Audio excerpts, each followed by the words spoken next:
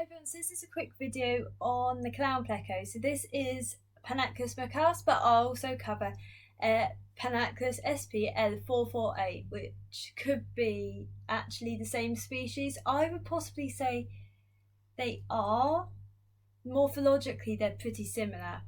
So the Panaqolus maccus comes from the Rio Orinoco in South America, and the difference between the two is, well, Panaqolus maccus is quite a little pudgy fish compared to, if you want to refer to my video on Panaqolus albivermis, they are a lot pudgier compared to Panaqolus albivermis. They do have very similar markings while young, but the Panaqolus maccus will get sort of tiny squiggly markings as it ages.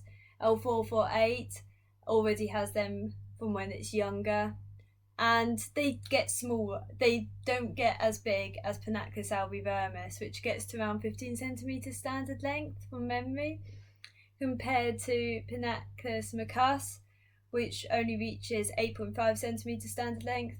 And that also is how you'd also tell the difference between Panaqolus L448, which gets to 11 centimeters standard length. And the other ways to tell a difference is also, if you look at L448, it has the squiggles. It's not all very small dots on its head from a younger age. Well, while it's a juvenile, whereas Panaqolus maccus will have more lines over its head while younger. Otherwise, they're pretty similar. So sexing, as with Panaqolus albivermis, if you look at that video, as all Panaqolus, males get a lot more odontos. They get, well, it looks like they're hairy. Females get plumper, but the males get those odontos on the pectorals are quite long and obvious. And also, if you look at their caudal peduncle, that will also be quite hairy with odontos looking. So they do look quite, well, distinctive, and it can take a while. My Panaqolus albivermis took 3 years to become sexually mature.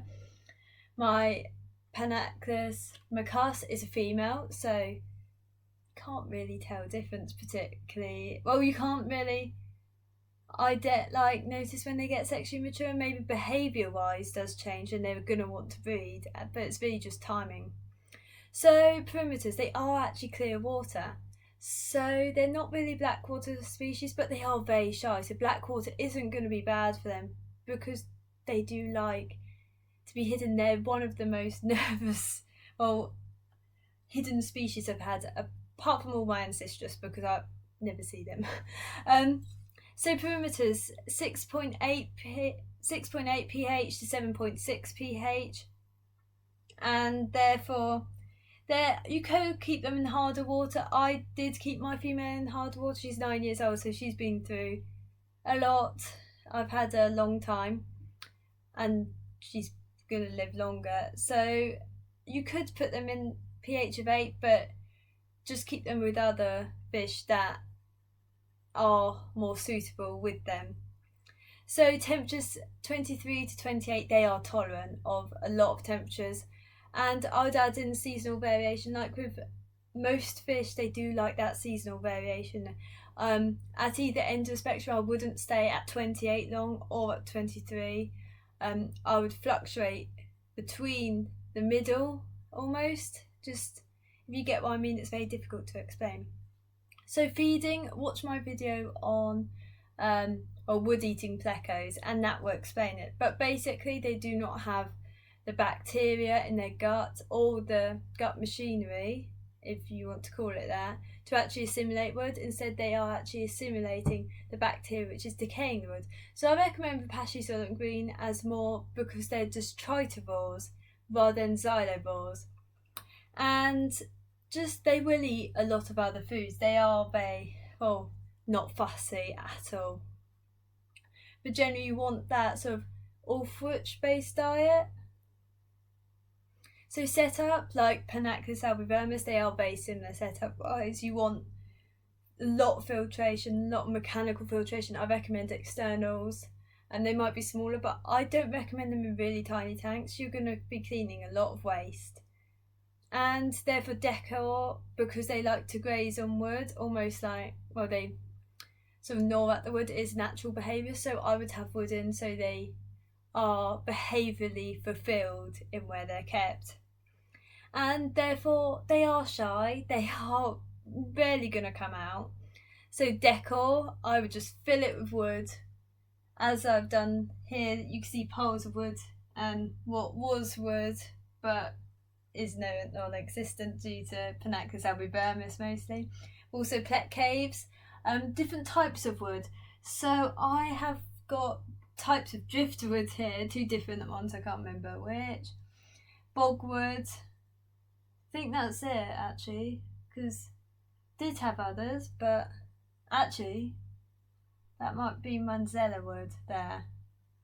But a little bit gets broken down. So this was much bigger. This down here had lovely like twigs coming out, but no, not longer. So wood will have to be replaced every so often. And compatibility, as with any hyperstomate, they're territorial of their own kind. So just more hiding places if you want to keep more of the similar species. So any hyperstomate of a similar size, I wouldn't worry about. You don't want to be keeping gigantic hyperstomate with tiny ones, so not pseudoacanthicus with, say, the Panaqolus maccus, because size difference is, well, I wouldn't really trust the pseudoacanthicus with them anyway. But otherwise they're really peaceful. Think about water perimeters firstly. They are a soft water species, so are they really suitable with basic? Because firstly they probably won't last long. And think about water perimeters set up. Any hyperstomate likes a lot of flow in that tank. They come from fast flowing rivers, get them a lot of filtration. The power head, because I've got one over here. Air stones can be quite nice to just, if you've got so much moving around there. I usually add one in, especially if it's getting quite hot in the tank, because I do have one sat there, but I don't always have it switched on. Anyway, thank you for watching. If you have any questions, I'll be happy to answer them. I'm not always good at saying everything I'm meant to say, so I'll see how it goes. Anyway, thank you for watching.